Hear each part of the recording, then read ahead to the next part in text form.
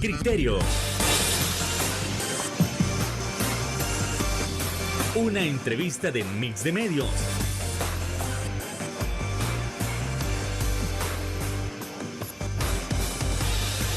Que aborda frontalmente los problemas de El Salvador con los verdaderos protagonistas y plantea soluciones.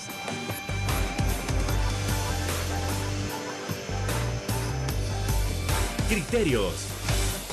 Hola, ¿qué tal? Muy buenas noches, sean todos y cada uno de ustedes bienvenidos a Criterios en este 21 de febrero, un nuevo viernes de análisis político, y en esta ocasión toca analizar qué es lo que está sucediendo con los partidos de oposición. Bueno, usted se puede preguntar, ¿en este país realmente hay oposición? ¿En este país realmente hay opciones? Y los pleitos que se han generado por ahí, eso, ¿qué dice de estos partidos? Le dice de que están en constante construcción, le dice que se ha perdido el rumbo, se está beneficiando otro partido con estos pleitos. Bueno, eso y más lo estaremos abordando esta noche con nuestros invitados de cada viernes. En primer lugar, el señor Ronald Umaña. ¿Qué tal, Ronald? Buenas noches. Buenas noches, Fernando. Gracias por la invitación. Es un gusto estar con ustedes dos acá, pero sobre todo con ustedes en su casa. Marvin Aguilar, ¿qué tal? Muy buenas noches. ¿Qué tal? Un gusto. Buenas noches a ustedes en el set y también a la audiencia de Canal 8. Bueno, entonces entramos en materia con este primer punto, hablando específicamente de la oposición y qué es lo que ha sucedido en los últimos días. A ver, en primer lugar, la gente se ha dado cuenta de la novela que está en arena específicamente entre Marcela Villatoro, Carlos Saade. Para muchos esto es un pleito de siempre. Para otros, quien se ve muy mal es Carlos Saade, porque dice, bueno, es que quizás no sabe dirigir al partido. O por otra parte dicen, no, pues quizás Marcela Villatoro se quiere quedar con el partido. Bueno, ok, pero en general, ¿qué tan bien o qué tan mal o de qué manera se está proyectando Arena como un partido de oposición con estos pleitos? Por favor, Ronald Umaña. Mira, Fernando, hay que entender algo, que nosotros estamos ahora en una dictadura, ¿verdad? Una dictadura de personas. Esto es diferente a la dictadura del PCN, que era una dictadura de partido, ¿verdad? Entonces, y que además, por lo menos, te guardaban las apariencias democráticas, ¿verdad? No hacían fraude en las elecciones. Y hoy estamos en una dictadura de una persona que te hace fraude en las elecciones, que te ha tirado el ejército a la calle, que está gobernando con terrorismo. Entonces aquí hay terrorismo de Estado. Entonces los partidos políticos actuales se ven debilitados, se ven con conflictos internos, ¿verdad? Pero es la misma dictadura la que condiciona esto. Cuando las encuestas te dicen que el 65, el 70% tienen reservas para hablar de política porque tienen miedo, eso es terrorismo de Estado, ¿verdad? Y el otro problema es que te hacen fraude, porque los partidos deberían de estar enfocados en cómo van a enfrentar la próxima elección, ¿verdad? Cómo van a ser las alianzas, cómo van a ser las coaliciones. Pero hoy hasta los mismos militantes de partidos como el FMLN o como Arena les da miedo decir que son del partido, porque tienen miedo que se lo lleven preso. Es el régimen de excepción que tanto ha durado. Entonces eso ha dañado a la oposición, mas sin embargo la oposición sigue, y hay mucha oposición de la sociedad civil, ¿verdad?, que está ahí enfrenta a la dictadura sin tener partido, ¿verdad? Hablo como Marvin Aguilar, hablo como José Miguel Fortín Magaña, como Julia Evelyn, como Ronald Umaña, ¿me entiendes? ¿Verdad? Claro, ahorita la dictadura goza de tener terrorismo en la población, pero eso lo va a pagar en las próximas elecciones. Bueno, de hecho te has dado cuenta que hoy ya le prohibieron hablar a los diputados. Hoy no pueden tuitear, hoy no pueden usar redes sociales. Están en silencio. Los tienen callados. Y los tienen callados porque están tan desgastados y cada vez que hablan se desgastan más porque son incompetentes, ¿verdad? Son una parva de muchachos sin capacidad, sin academia, sin oratorias, no tienen nada. Entonces, muchos de esos no estarán en la próxima, igual que los alcaldes. ¿Jura que no estarán en la próxima? Muchísimos de esos, sí, claro. Aunque desaparezcan el Tribunal Supremo Electoral de repente o pongan a los propios magistrados ahí. Mira, ellos van a hacer fraude de nuevo, ¿verdad? Van a pretender hacer fraude. Pero después de la experiencia última, de los votos planchados, de las computadoras que metías un voto y le daba 10 a nuevas ideas, y de toda esa vulgaridad que hicieron, aquí los partidos antes de la elección van a tener que evaluar si es o no es conveniente ir a la elección. Y si es conveniente ir en bloque todos, y evitar el fraude allí en la mesa. Estar luchando voto a voto y quedarse con las actas para poder demostrar. Porque esto que hace ahora la dictadura lo paga en la próxima elección. Y yo ya quisiera ver a la dictadura sin una bancada mayoritaria. Ahí queremos ver quiénes son. ¿Me entiendes? Es más, yo te aseguro que vamos a llegar a un momento que a lo mejor la dictadura va a decir, señores, las elecciones se prorrogan al 2030. No van a haber elecciones. Y te van a decir cualquier cosa, ¿verdad? Porque vamos a ahorrar dinero, porque un solo día, y le vamos a dar 3 años más a los diputados y a los alcaldes, y uno más a la dictadura, para que sea una sola elección cada 6 años. Cualquier cosa te pueden decir, pero hay que entender que estamos en una oposición en dictadura, que hay terrorismo en la gente está aterrorizada, por eso las encuestas no te funcionan. Y nunca olvidemos el ejemplo de doña Violeta Barrios de Chamorro en Nicaragua. Aparecía abajo de Daniel Ortega como en todas las encuestas, entre 8 y 12 puntos, abajo. Pero el día de las elecciones creo que gana por 8 o 10 puntos. O sea que más o menos habían 20 puntos. ¿Por qué se da eso? Por el terrorismo que Daniel Ortega le había derramado a la población. Entonces la gente callada le preguntaban, ¿por quién va a votar? Por mi comandante Ortega. ¿Por quién votó? Por doña Violeta. Y ganó doña Violeta. ¿Usted cree que se está replicando? Es que es lógico. Si vos no revisas la historia, bueno, aquí tenemos un historiador.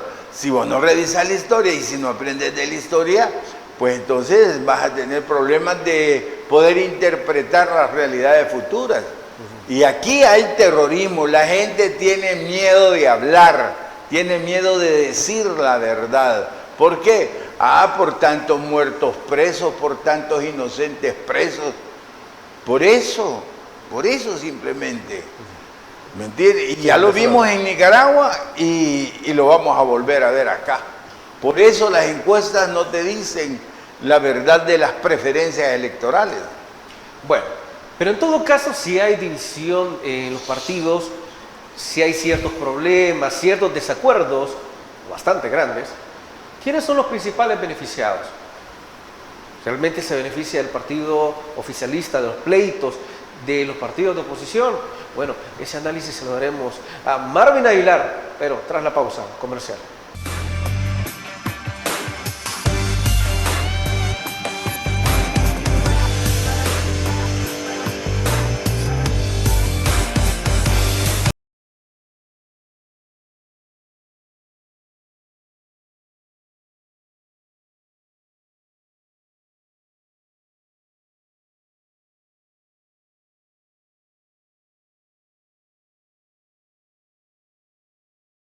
Como salvadoreños.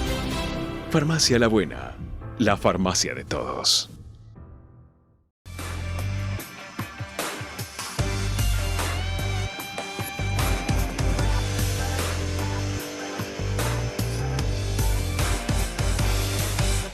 Gracias por continuar con nosotros y así como cerrábamos el bloque anterior, ahora la pregunta va para Marvin Aguilar con respecto a ver, en los pleitos de los partidos de oposición, ¿quién es el máximo beneficiado? Si es que hay un beneficiado, ¿se estará beneficiando la administración?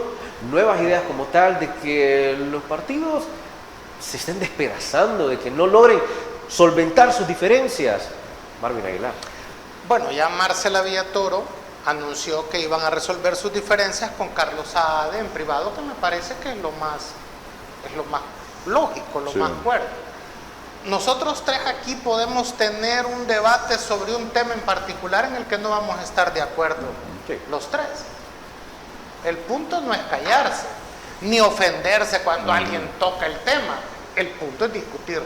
Y creo que ellos han optado por la vía más lógica, resolverlo no en público, sino resolverlo internamente. ¿Verdad?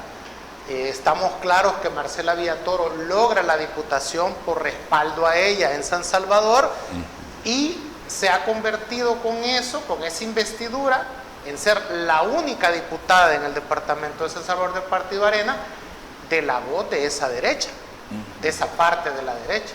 Entonces ahí creo que ellos resolverán sus problemas. Ahora, en el punto de Claudio Ortiz con Marcela Villatoro, son dos liderazgos fuertes de San Salvador, que yo te apuesto que mucha gente votó por Marcela y votó por Claudia, ¿verdad? Porque Claudia también ha sacado mucho voto de derecha, o mucho voto conservador. Así es. Entonces, yo diría que esos dos liderazgos fuertes, con el tiempo, van a formar parte de un bloque que tiene claro que darle el poder total a un solo partido ha sido un error. Y en eso yo te apuesto que ellas dos están de acuerdo, más allá de la deuda política, o si la votás en contra, o si la votás a favor, que es un debate en el que yo no caería de la deuda política, porque es lo que Nuevas Ideas ha utilizado para desviar la atención del tema principal, que es el golpe que está recibiendo por la minería. Entonces, pero cada quien tiene derecho a tener su idea de la deuda política, que es un tema popular entre la población, que le quite dinero a los partidos políticos, eso es innegable. Pero que eso también puede tener problemas, porque si Nuevas Ideas, que no transparenta los 46 millones que entre Nuevas Ideas y Gana han cobrado de la deuda política, es grave, ¿no? Pero la gente tendrá que ver que quizás al final el único partido que haga campaña va a ser Nuevas Ideas en la próxima elección, porque son los únicos que van a tener recursos, sin transparentarlo. A mí me parece más grave eso. Dicho esto, yo creo que lo que estamos presenciando es que el sentimiento opositor está creciendo. A eso se debe el silencio desde el 1 de febrero de los diputados de Nuevas Ideas. ¿Por qué? Porque cuando ellos hablan, más se equivocan. Entonces lo que han dejado es silencio total, porque es la mejor manera de seguir aumentando el desgaste que tiene. Nuevas Ideas se ha hecho un daño tan grave ella misma que nadie del bloque opositor hubiera sido capaz de hacerlo. Y aquí no hay manera de decir, no es que estoy así por culpa de Arena, FMLN, eso ya no vale. Es más, hay un dato interesante. El presidente habla de la oposición. Si te fijas, el presidente habla de la oposición. Pero, ¿y quién es la oposición? Porque no señala a Arena y al FMLN, que él los ha llevado a una disminución con la intención de extinguirlos. Ni tampoco habla de ANET y FUSADES, que fueron en un tiempo la oposición al gobierno del FMLN. Dicen que ellos están felices con el presidente, así que... Pero, entonces, ¿quién es la oposición a la que el presidente Bukele se refiere? Bueno, a la misma gente. Yo he utilizado un término de la botánica que se llama rizoma, que es, si tú quieres, un montón de ramas a la cual las une, no la ideología, sino los actos que hagan. Por ejemplo, nosotros aquí podemos tener diferencias ideológicas, pero los tres estamos en contra de la minería.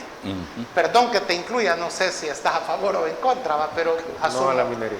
Entonces, los tres estamos en contra de la minería. No es la ideología la que nos une, No. son los actos. Y en el tema de la minería, Marcela Villatoro y Claudio Ortiz están de acuerdo que están en contra. E incluso Francisco Lira. Incluso Arena con el FMLN están de acuerdo, siendo coherentes, porque ellos votan contra la minería en la ley que se aprobó en el 2017, mantienen su posición en contra de la minería. Esa es la oposición. ¿Verdad? Ahí juntás a un gran actor, que es la Iglesia Católica, donde, bueno, ¿y la Iglesia Católica es de derecha o es de izquierda? No, la Iglesia Católica practica el dualismo helénico, que permite un papa como Juan Pablo II y un papa como Francisco. Pero entonces, ¿qué nos une a todos a la Iglesia Católica, que ha decidido tomar el liderazgo al recolectar 1 millón de firmas, a sumarnos a ella? El acto de estar contra la minería. Y mira, ahí tenés un bloque grandísimo ya. Ahora bien, ¿quién más es oposición? Los ambientalistas de Cabañas y los grupos ambientalistas que hay en el país. ¿Quién más también es oposición? La Universidad del Salvador, que se ha manifestado en contra de la minería y aprueba por unanimidad, teniendo en cuenta que incluso dentro de la UE hay grupos afines a Nuevas Ideas, aprueba por unanimidad no autorizar en su territorio, en su terreno, la colocación de 3 postes que servirían para el teleférico que el Ministerio de Obras Públicas quiere construir ahí. Y sin ese permiso, el teleférico se cae. ¿No? El aerómetro, dice usted. Sí, claro, yo le digo teleférico porque yo me acuerdo del teleférico San Jacinto. Entonces, y todo el mundo se acuerda del teleférico San Jacinto. Entonces, para decirlo, pero sin esa aprobación, el proyecto total se cae. Entonces, esa es la oposición. Los defensores de derechos humanos, ¿verdad? La gente despedida, el movimiento de trabajadores despedidos, el movimiento de policías que también ha sido despedido. El de Movir. El de Movir. Ese también es un bloque opositor. Entonces, ¿cuál es la oposición? Si alguien está creyendo que va, bueno, incluso aquí Ronald, él está en la intención de formar un partido político Cambio Total. Sí. Eso también es oposición. Entonces, si alguien aquí está creyendo que lo que va a haber es un gran partido político aglutinador, como lo fue Nuevas Ideas, como lo fue Arena, como lo fue el FMLN, eso es caer en la misma equivocación que cayó Arena, que cayó el FMLN y que ha caído Nuevas Ideas. Por eso yo utilizo la figura del rizoma. Es que tenemos que ser unidos en la diversidad. No hay partido político, hay mapa, hay país.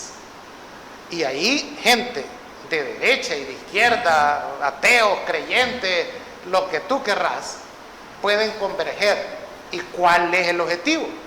Restaurar la república, que Nuevas Ideas, usando la democracia, está destruyendo. ¿Por qué digo que usa la democracia para destruirla? Porque con la idea del 97%, de que me dieron 57 diputados, de que tengo 40 alcaldes, eso quiere decir que el pueblo a mí me ha dicho que puedo darle vuelta a este país y dejarlo patas arriba, que puedo hacer una gran cárcava abajo de San Isidro, sacar todo el oro y ahí si se hunde el pueblo, pues es problema de ellos, dentro de 20, 30, 50 años que pase. Eso, utilizar el discurso de la mayoría, cuando la mayoría también se equivoca. ¿Verdad? Cuando la mayoría también se equivoca, claro.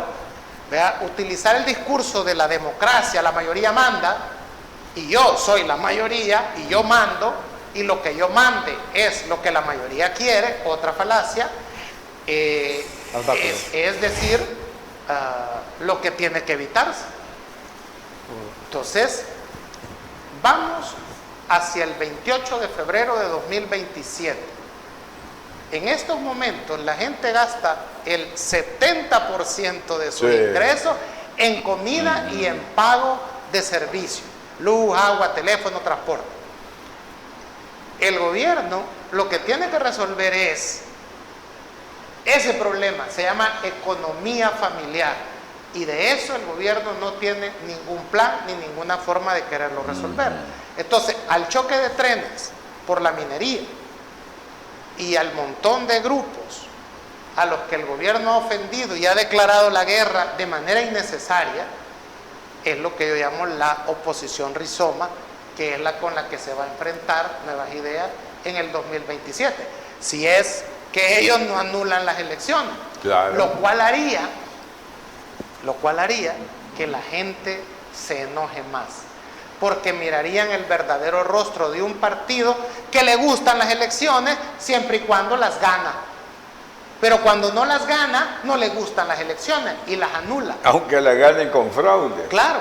Entonces, es decir, esa es una situación que es lo que se está preparando. Entonces, ¿quién es la oposición a la que se refiere el presidente Bukele? Recomiendo leer, no sé si usted la ha leído, la obra Fuente Ovejuna. Entonces, ¿quién es la oposición? Es Fuente Ovejuna. ¿Y quién es Fuente Ovejuna en la obra? Todos son Fuente Ovejuna. Entonces, ¿quién es la oposición?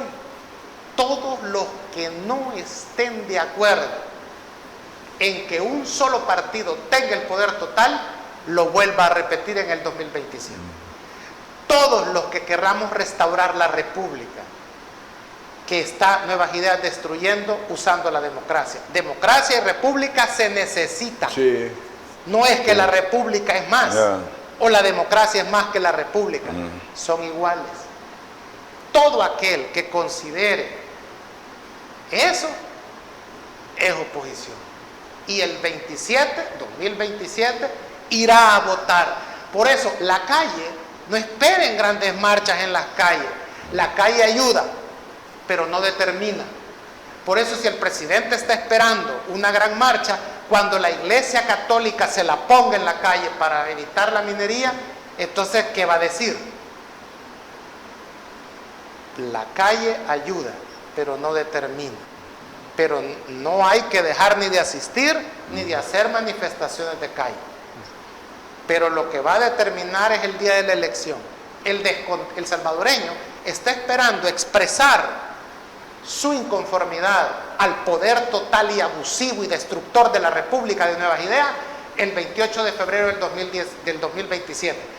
Y esperemos que Nuevas Ideas haga como hizo Arena y como hizo el FMLN, que aceptaron los resultados, perdieron y entregaron el poder. Eso es lo que tiene que hacer Nuevas Ideas. Hacia eso vamos, pero será el 2027. Bueno, así nos vamos a ir a la siguiente pausa comercial. Regresamos en Criterios.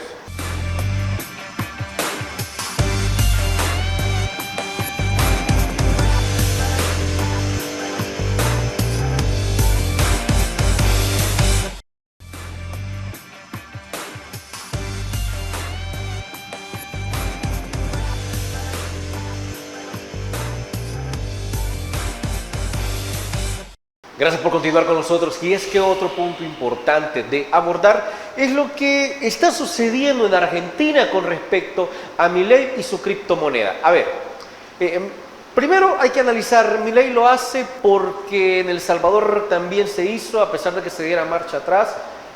Esto nos deja una enseñanza, que las criptomonedas están creciendo, están evolucionando, o nos está dejando la idea de que precisamente, y valga la redundancia, son malas ideas.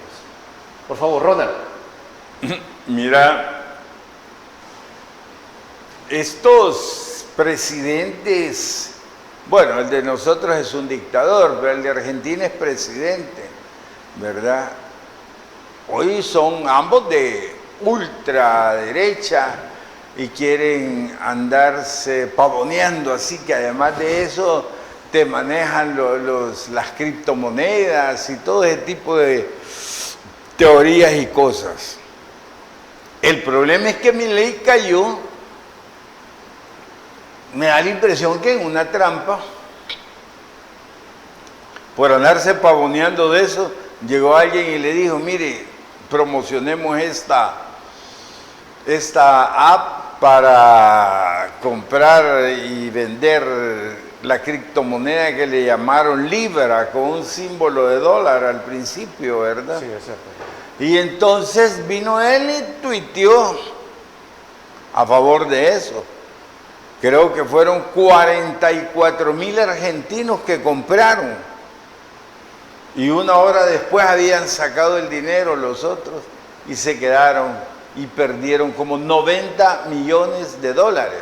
Obviamente todos culpan a Milei, aunque la decisión de comprar fue de ellos, ¿verdad? Pero como ese es su líder y él los induce a eso, se van y lo hacen. Pues Milei se trata de lavar las manos, pero ya tiene, qué sé yo, unas 150 demandas penales, ¿verdad? Y le están fraguando un juicio político. ¿Cómo va a salir Milei de esto? No lo sé. Lo que sí sé es que va a salir desgastado, desgastadísimo, porque la cantidad de memes que le han hecho en Argentina, canciones, y bueno, lo han hecho pero pedazos, ¿verdad? Hasta el grado que se fue. Hoy está en Estados Unidos, en la, ¿cómo se llama? La CEPAC. CEPAC, ¿verdad? Sí, la conferencia de... Ajá, hoy está allá. Ahí llegó y le llevó a Elon Musk una motosierra para un poco tapar la situación, ¿verdad? Él no se puede hacer una motosierra 1000 veces mejor. Sí, no, lo que pasa es que se la da a Elon Musk porque Elon Musk está recortando el presupuesto de Estados Unidos, ¿verdad? Te digo, le fue mal, le ha ido muy mal. Hoy vamos a otra cosa. A él lo acusan de estafa. Tiene más o menos 150 demandas penales. Pero y aquí en El Salvador, el hecho de haber puesto todos los bitcoins en una cartera digital a nombre de Nayib Bukele no es una estafa también. ¿Ah? Porque eso debería haber estado a nombre del Estado. Aquí no sabemos a nombre de quién están los bitcoins. No sabemos si todavía existen. ¿Me entiendes? ¿Verdad? Claro, que como allá fue una cuestión de una hora, fue público, fue explosivo, 44,000 gentes perdieron el dinero. Aquí lo perdimos 6 millones, ¿verdad? Porque son dineros públicos. Pero ¿y no será también una estafa el hecho de que todos los bitcoins estén en la cartera digital del presidente, tal cual nos lo demostró Luis Membreño? ¿Verdad? Digo, pues, para que empecemos nosotros también un poco a reaccionar y a pensar en eso. Tanto que se habló, y todo lo que se perdió en Chivo Wallet no será parte de una estafa. ¿A quién le vamos a cobrar eso? Porque de algo estoy seguro, que esos 400 millones que se gastaron ahí, los vamos a pagar todos nosotros, si es que no los estamos pagando ya. ¿Me entendés? Y entonces, pero no nos han entregado cuentas. Yo quiero decirles que un día van a tener que entregar esas cuentas, o por lo menos responder por ellas. A ver, Marvin Aguilar, ¿cuál es la idea, por ejemplo, o qué pretendía hacer Milei con crear una criptomoneda? Bueno, hay algunas cosas que tenemos que saber. No es la primera vez que Javier Milei se ve involucrado en una estafa de criptomonedas. Esta es la tercera vez al menos. Ya tiene experiencia. Es decir, él promocionó como profesor de una escuela en Buenos Aires de traders, o de, digamos, sí. es una escuela que especializaba a gente para que pudiera comprar y vender criptomonedas, explicarle a la gente cómo se hacía. Entonces él fue profesor ahí, en esa Escuela. academia en Buenos Aires, cuyo dueño es Mauricio Novelli, argentino. Entonces ellos lanzaron la criptomoneda Vulcano, y Javier Milei, que ya era conocido en redes, porque era analista económico en los platós de televisión, pidió a la gente que comprara. Y hasta ahí yo he visto el promo, y díganles que van de mi parte para que los atiendan mejor. Vulcano era una criptomoneda que quebró y la gente perdió dinero. Por ese escándalo, en el pequeño, ¿verdad? Como que nosotros aquí promocionáramos cada viernes una criptomoneda que hemos hecho, ¿verdad? Y digamos, cómprenla, es nuestra criptomoneda, ¿verdad? Ahorita vale $1 y va a llegar a valer más, entre más compremos, más hay eso. Entonces sí empezamos a promoverla y después quiebra. Entonces después te escriben en los comentarios del programa que por qué nosotros y que es estafa y nos acusan. En ese sentido, Vulcano, que fue un escándalo pequeño en Argentina, le preguntan a Javier Milei en una entrevista por qué él promocionaba eso. Y él dice, es que yo cobro por mis opiniones. Entonces él estaba diciendo que eso era pagado. Sí. Que él recibió dinero por promocionar esa criptomoneda. Más adelante se ve involucrado ya siendo diputado en otra criptoestafa con otra criptomoneda que se llamaba CoinX, que también quebró. Entonces yo voy a diferir con usted que él fue engañado hoy con la criptomoneda Libra no es posible. Porque él tuitea a las 7 de la noche, 7:01, tuitea, compren porque, o inviertan porque este dinero va a ser usado para los emprendedores argentinos, y todavía pone el link para irse a comprar. Si usted entra ahorita a las redes de Libra, porque todavía está arriba, todavía puede comprar si quiere, cuando usted ve las redes sociales de la criptomoneda, lo manda a la cuenta del presidente en X. Todavía, ayer estaba así todavía.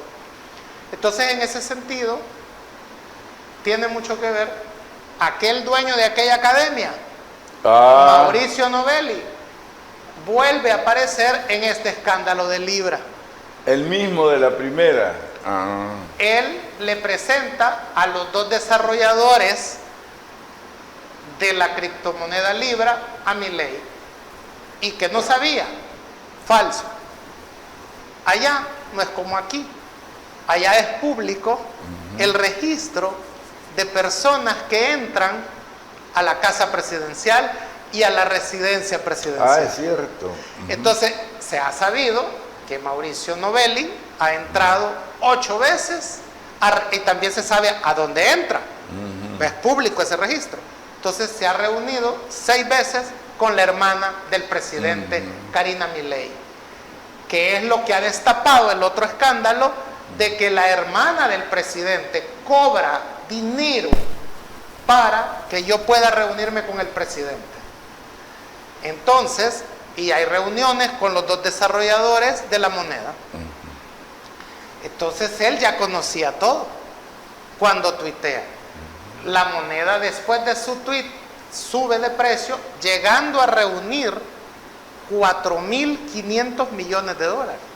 O sea, que pasa de su precio 0.0001 centavo, ¿verdad?, a $5. Y esto hace un movimiento de $4.500 millones, solo esa criptomoneda. Lo raro, la costumbre es que si usted y yo creamos una criptomoneda ahorita, nos quedamos con el 10% de, digamos, de criptos.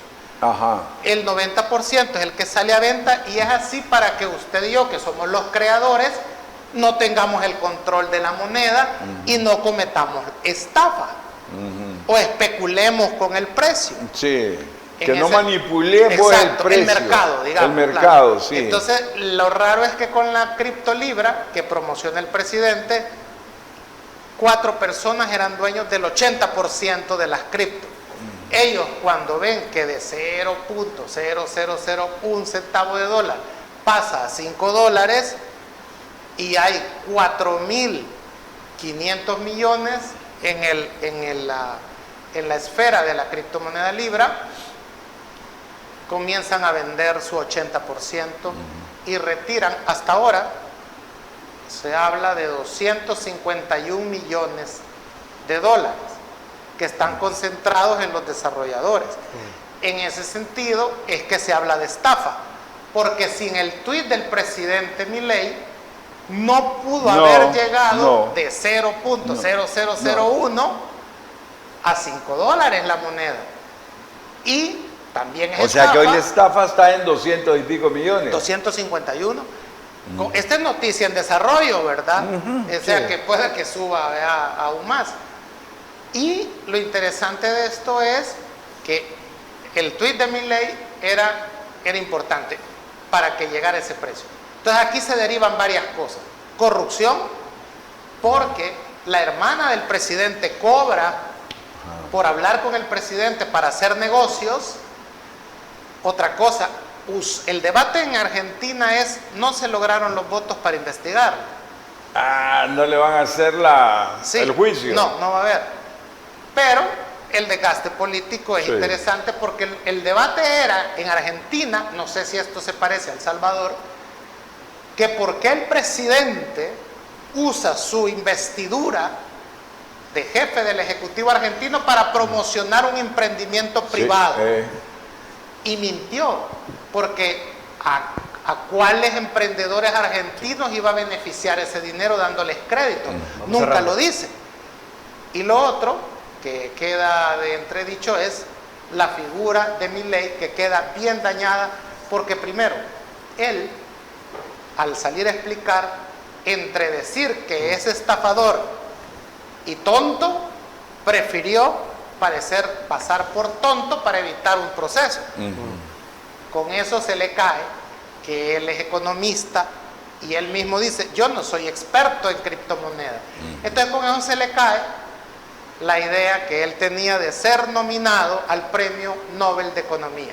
Entonces él hoy es ex candidato a la nominación al Premio Nobel. Segundo, daña a sus seguidores porque es loco, estrambótico, estrafalario, excéntrico, pero sabe, es economista, es profesional.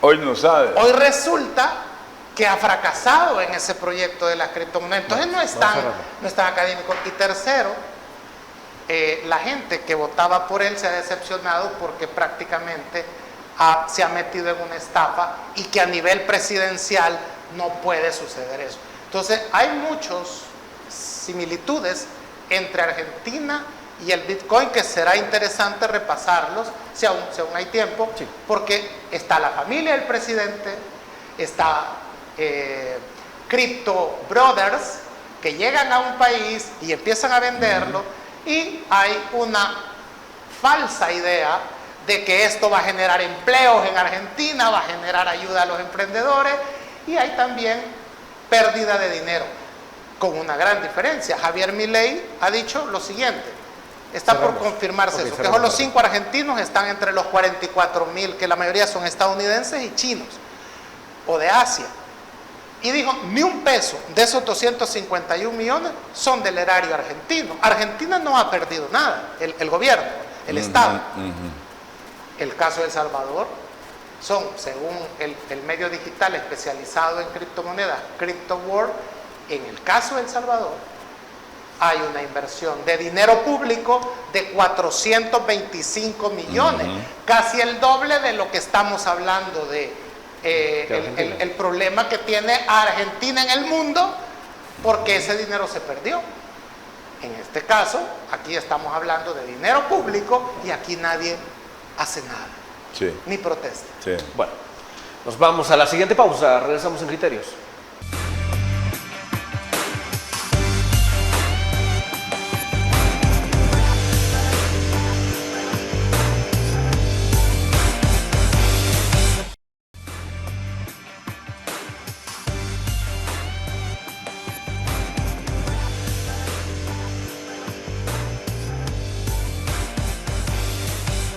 Gracias por continuar con nosotros, y es que ahora nos trasladamos con la opinión, con la visión de Ronald Umaña con respecto a lo que está sucediendo en Argentina y si realmente esto se parece al caso salvadoreño. Por favor, Ronald. Sí, hombre, mira, tiene tantas similitudes y como se va desarrollando lo de Milei, ¿verdad? Porque ya se fue, pero en Argentina siguen hablando, porque yo había visto la estafa hasta en 90 millones. Tú decís que ya son 250, y no solo eso, que ya Milei ya tenía 2 experiencias de estafas anteriores. Entonces, esto nos deja a Milei como un delincuente, pues, como un estafador de criptoactivos, ¿verdad? Lo deja como un pícaro, ¿verdad? La popularidad va a caer más de lo que yo me había imaginado. En julio hay elecciones de medio tiempo en Argentina para cambiar diputados y senadores. Entonces, esto todos creemos que les va a afectar para no sacar mayoría. No van a tener la mayoría. ¿Sí? Y además el hecho de que me digan, no, esa plata es china, no es de Argentina. No, es que el problema es la estafa, el delito, ¿verdad? Ese es el problema. Usar la presidencia de Usar Argentina la presidencia para de Argentina, promocionar. para andar. Es que mira, esto es como cuando Bukele promocionaba su café, su grano de fuego. Es lo mismo, lo mismo. Como cuando Tony Saca decía, ¿verdad? Yo de 8 a 4 soy presidente y ahí puedo Hacer campaña para Arena. hacer campaña, puedo hacer política. Porque ya no soy presidente. Porque ya no soy presidente. Eso no pueden. En la noche Gustavo es presidente. Eso no pueden hacerlo los presidentes. Ajá. Los presidentes tienen, bueno, los presidentes 5 años acá en El Salvador, desde el primer día que llega hasta el último día. Las 24 Las horas del día. 24 horas. Los 7 días de la Estos son 24/7, esos trabajos son de 24/7. No es que allá a las 5:30 ya no es cierto, no. Allí falso Milei y sus asesores, ¿verdad? Le haría falta un equipo de comunicaciones venezolano para mejorar su imagen, ¿no? Deberían de tener a la Sara Hanna, No, lo que sucede, la Bukele. diferencia entre Argentina y A ver, El Salvador es de que en Argentina funcionan los medios de comunicación independientes, también están los de a favor de Milei, que no han podido ya tapar la falta de ética del presidente Milei, que se han tenido que sumar a Claro. a las críticas que está haciendo todo el mundo. Y hay también una asamblea legislativa, un poder legislativo que no logró los votos porque a saber qué pasó ahí entre que votaron a favor 2 diputados para hacer la comisión y llegado el momento de elevarlo al pleno, ahí no votan, que antes habían votado, entonces se cayó. Diputados el kirchnerismo. Ajá, por eso no le van a hacer el juicio. O sea, usó diputados del partido de oposición que cambiaron extrañamente de opinión después de haber votado a la ratificación. O sea que votaron no para hacer la comisión y ya no la ratifica. Exactamente, Ajá. y por lo tanto se cae la comisión. Ajá. Pero el debate en Argentina es interesante porque en Argentina se lleva a juicio por primera vez a la junta militar que gobernó Argentina y que causó violaciones a los derechos humanos. Eso permitió en El Salvador hacer un juicio para la masacre de la UCA y juzgar a los militares que dieron la orden de matar a los padres jesuitas o tener en juicio a la gente que estuvo involucrada en el caso del Mozote. Entonces hay que seguir el tema argentino porque igual al juicio a los militares en 1985 A Videla, ¿verdad? a Y Videla, compañía. la Junta de Gobierno, nos va a servir aquí porque se están tocando temas interesantes. Todo el mundo en Argentina piensa que no es ético que el presidente de la República use su investidura para promocionar un producto Pues sí, hombre. privado. ¿Pasa eso en El Salvador? Sí, ha pasado. Lo otro, ningún dinero del Estado, dice Milei, ha servido o ha perdido el gobierno argentino en esa criptoestafa. Bueno, pero en El Salvador, por el afán de que la Chivo Wallet llegara a tener 4 millones de afiliados, se quitó, violando la ley salvadoreña y los tratados internacionales del Gafi que El Salvador ha firmado, se quitó la llave que permitía conocer al cliente. Esto ocasionó que 400,000 personas que son perfiles falsos se robaran, estafaran de dinero público 12 millones de dólares de la Chivo Wallet. Eso es Entonces, con los $30 que regaló el gobierno. Pero ¿verdad? alguien se robó ahí Sí. 12 millones. Eso es dinero público, eso es una gran diferencia. O sea, aquí no puede decir el presidente Bukele, es que el archivo wallet, como dice mi ley, de la criptolibra no le ha costado ningún 5 al Estado salvadoreño. No. Al Estado argentino. No, pero en el caso de El Salvador sí, no puede decir eso el presidente Bukele. Porque 12 millones que el fiscal no sé por qué no los investiga, tan preocupado está por los $200,000 de Eugenio Chica, que no atiende 12 millones del archivo wallet que se perdieron. ¿Cómo se perdió eso? Entonces, esa es una verdadera lucha contra la corrupción. El debate en Argentina abre las puertas para que nosotros aquí nos planteemos cómo se ha manejado el archivo wallet. O sea, esta es una investigación que se va a tener que hacer en El Salvador tarde o temprano. ¿Cómo se manejó el archivo wallet? ¿Vean? Las pérdidas porque que ha ocasionado. imagínate que aquí son más de 400 millones. 425 millones del erario público. No es que lo han perdido particulares. Y otra cosa interesante, se ha criticado que los desarrolladores en Argentina de la criptomoneda Libra utilicen estructura del Estado para... ¿Pasa eso en El Salvador? Claro, tenemos a los criptoevangelistas Max Kaiser y Stacy Herbert, que además son funcionarios que no sabemos si han presentado su declaración, que cuánto ganan y todo eso, que utilizan fondos del Estado, recursos del Estado para promocionar el Bitcoin. Entonces eso en Argentina está siendo un debate de por qué estos extranjeros utilizan la estructura del Estado para promover un negocio. Un negocio privado.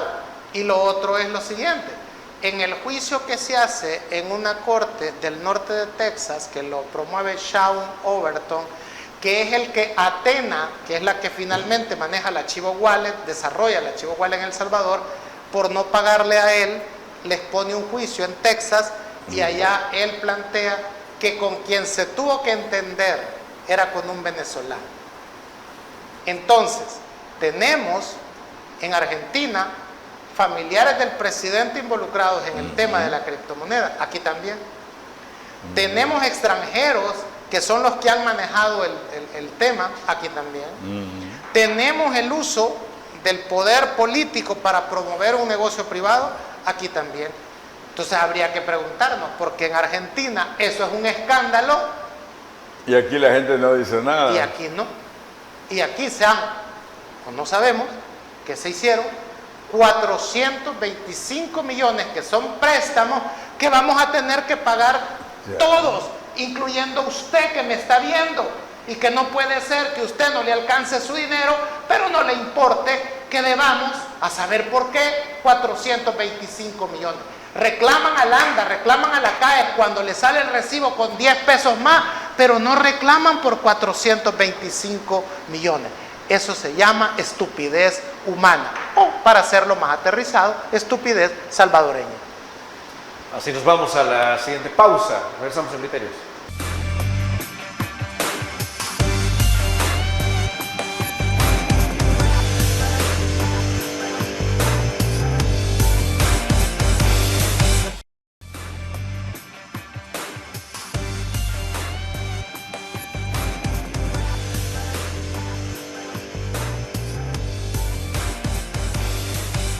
Bueno, es que a fin de cuentas, todo lo que está pasando en Argentina, bueno, El Salvador recibe un efecto colateral de la criptomoneda, del escándalo en Argentina. Por favor, Ronald. Es que sí, hombre, mira, yo por eso hablaba de los presidentes estos, criptopresidentes, ¿verdad? De nosotros es criptodictador, pero Milei es un criptopresidente. Hay muchas similitudes. De hecho, Marvin hizo un bonito análisis comparativo de los dos, ¿verdad? Lo que sucede es que acá, como acá no hay la información que hay en Argentina, pues, todo está reservado. Aquí todo está reservado en Argentina, ¿no? Y el periodismo de oposición en Argentina es fuerte. Y allá no hay restricción a los periodistas, aquí sí. Entonces esas diferencias son las que por hoy, ¿verdad? La gente se queda callada, le da miedo hablar, pero que todos sabemos que aquí se gastaron 425 millones, que los vamos a pagar nosotros. Ahí hay un crédito del BCE Solo era de 200 millones desviado, ¿verdad? Entonces estamos ante una similitud con lo de Argentina que no tenés idea. Por ejemplo, lo que yo decía, ¿y cómo es que llegó a la billetera del presidente los bitcoins? ¿En base a qué? ¿Quién le dio el dinero? ¿Autorizó la Asamblea Legislativa que le dieran esa plata? No. Fue Zelaya el que le dio el pisto del Ministerio de Hacienda. Compra los bitcoins a nombre de él. Tenían que ser a nombre del Estado, ¿verdad? Entonces te digo, hay muchas similitudes y hay que ver realmente, como dice Marvin, qué es lo que pasa en Argentina en este momento. Sí, que va a terminar esta novela. Para trasladarlo a El Salvador, claro. Bueno, se nos ha terminado el tiempo, no nos vamos sin agradecerles a nuestros invitados, como siempre. Marvin Aguilar, ha sido un placer. Gracias, un gusto a ustedes y buenas noches a la audiencia de Canal 8. Ronald Umaña, un gusto. Gracias, Fernando. Mirá qué bonito programa. Terminamos hablando del criptomonedas, ¿verdad? Buenas noches en su casa. Bueno, amigos, amigas televidentes, gracias por habernos sintonizado una vez más. Recuerde, el criterio más importante lo tiene usted. Que descanse. Feliz noche y feliz fin de semana.